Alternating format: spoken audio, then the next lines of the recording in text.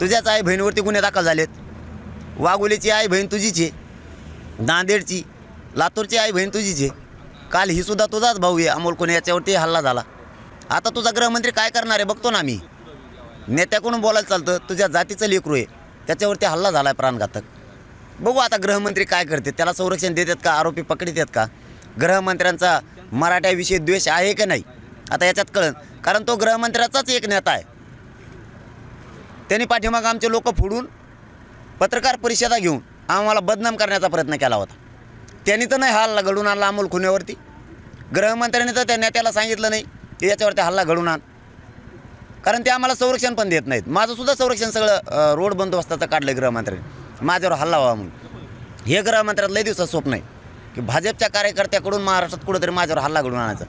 पण मी त्यांना त्याच वेळेस सांगितलं होतं मी कलाकार आहे, त्याला हिंमत असली नसतं माझ्या गाडीला आडही मग सांगतो त्या भाजपच्या कार्यकर्त्याला कोण आहे त्याला।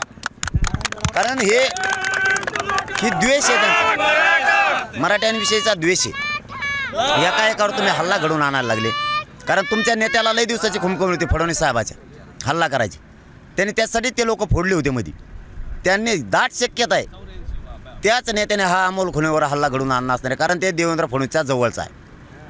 त्यानेच हल्ला घडून आणला असं आम्ही बघतो, कारण त्या हल्ल्याचा तर निषेधच जाहीर निषेध आहे। देवेंद्र फडणवीसला माहिती आहे ते कोण नेता आहे, ते सगळ्याला माहिती आहे। त्यांनी लोक फोडले होते, पत्रकार परिषदा घेतल्या, त्याच्याच ऑफिसवर त्यांना ठेवलं पुण्याला पण नेऊन, त्यांना पत्रकार परिषद घ्यायला लावली मराठ्यांच्या विरोधात। आम्ही कोपर्डी हल्ल्यात अमकं केलं तमकं केलं, त्यांना बोलायला लावलं त्या नेत्यानं, अर्धे फोडून नेले तिकडं।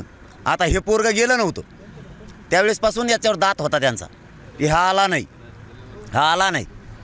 फडणवीसच्या सांगण्यावरून त्या नेत्याने हा हल्ला घडून आणला असावा अशी 100% शक्यता आहे, कारण ते माकडाला थोडी सवय आहे ते करण्याची।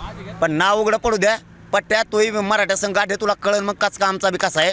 आता खूप झालं तुझं, लय वेळेस ऐकलं, आता हल्ल्यापर्यंत तू जर आला असला तर तुझ्यात बी किती दम आहे आता आम्ही पुढं बघतो। फक्त नाव उघडं होऊ दे, आम्ही नाव उघडं पाडणारच आहेत। हे हल्ला कोणी घडून आणलाय।